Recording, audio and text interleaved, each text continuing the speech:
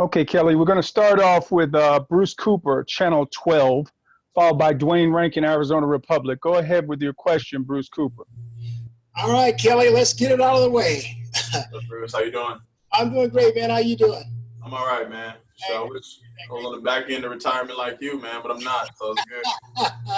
I appreciate it, man. I appreciate it. Hey, but let's get it out of the way, man. You're going to play or you're not going to play? Give us your health update. Godspeed. I'm here to get better. Constantly, getting better with my guys each and every day. Health status, it is up to the staff. I feel fine, but my main focus is here to support my teammates and continue to get better and be a leader. So everything else is out of my hands. Okay, the next question comes from Dwayne Rankin, Arizona Republic. He'll be followed by Kellen Olson, Arizona Sports. Dwayne?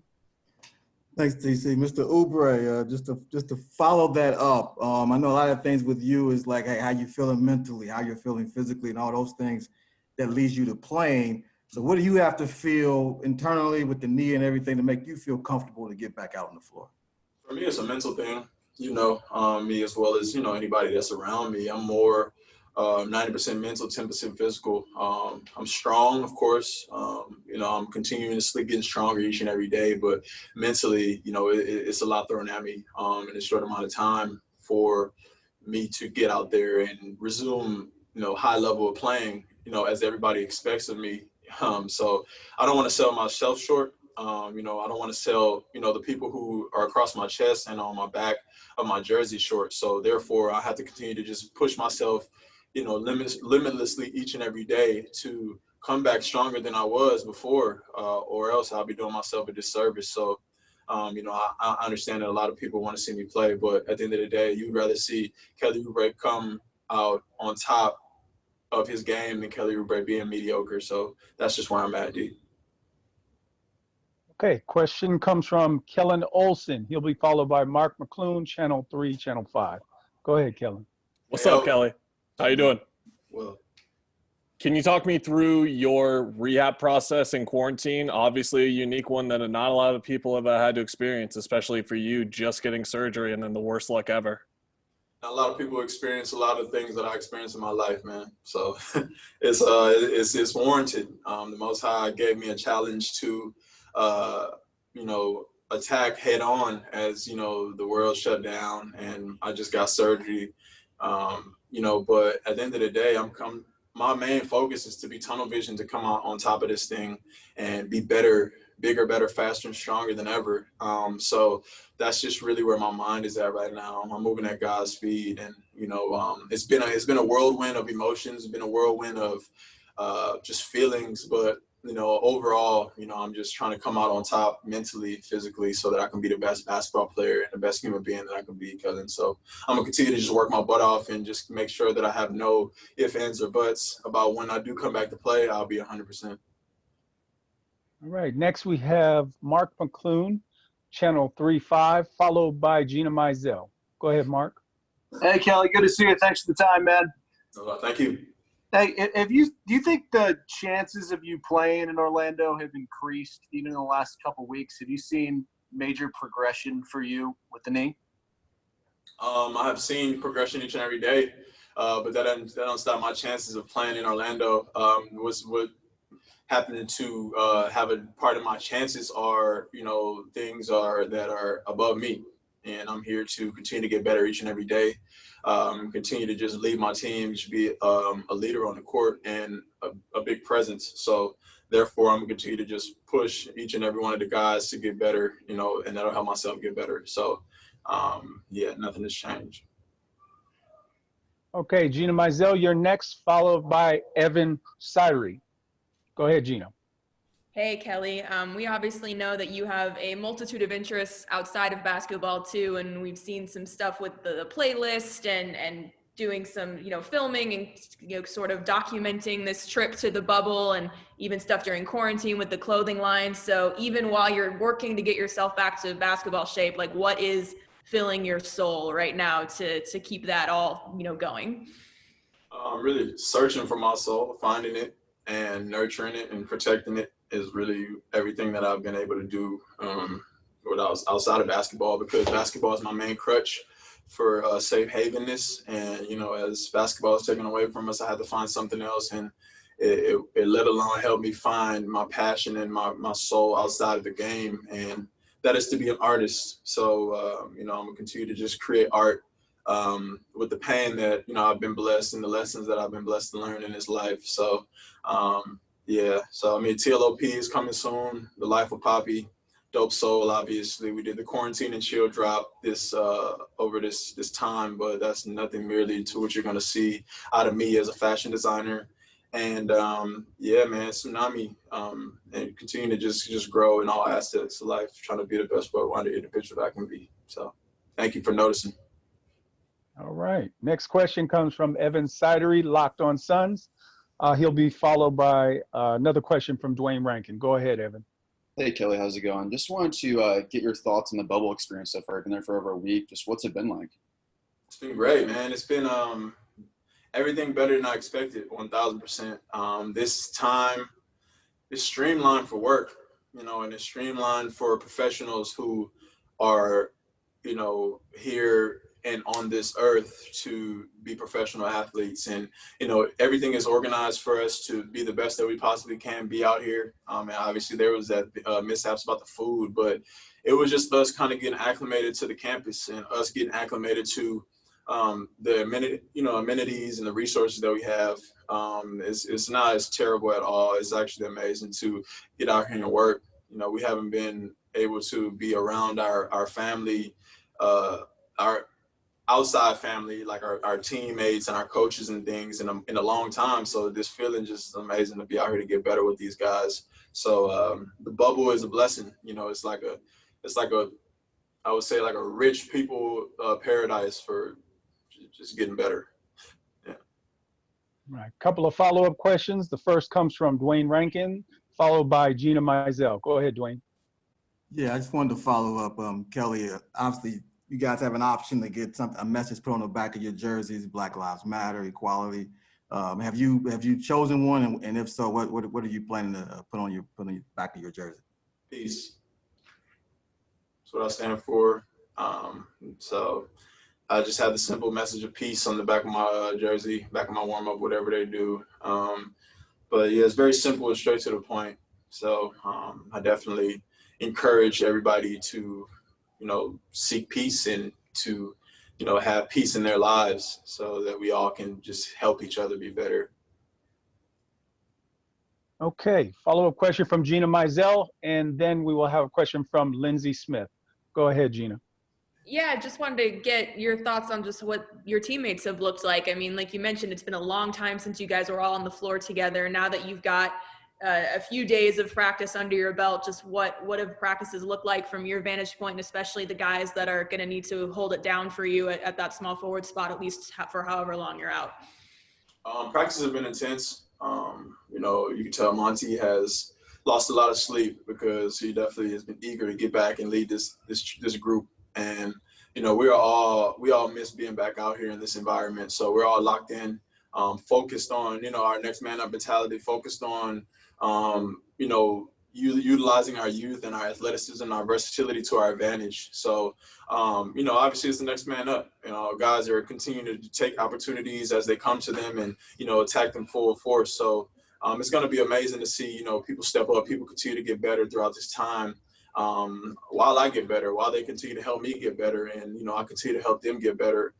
So it's just going to be, you know, a great process for us to get closer, get better, and, you know, just continue to learn from this. All right, Kelly, the final question of the evening comes from Lindsay Smith, our Sun's digital host. Go ahead. What's up, Enzo? Hi, Kelly. How are you?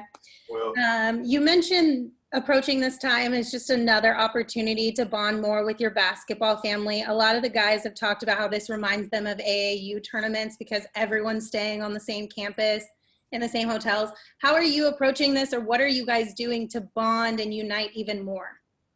I mean, it's a thing to where, yeah, we're placed under the same confines. So, you know, we're around each other a lot more. You know, once we're outside of our hotel rooms, you know, we are really pretty much with each other. So it's just really great for us to catch up. You know, it's really great for us to like work on, you know, our relationships and continue to just grow as human beings away from our family, out of our comfort zones. And, you know, we're all each other has to lean on out here. So, you know, that's the biggest blessing about it, is that we're not out here with complete strangers. And majority of the guys who are here, if not all, have played AAU. So we all have been in similar situations like this. And, you know, we're just taking full advantage of it and, you know, just, you know, doing it with a smile on our face, man. So at least I am. And I know my guys are too, so it's good. Can't speak for other teams. Kelly, thank you for taking the time today to answer a few questions. Appreciate it. All right, man.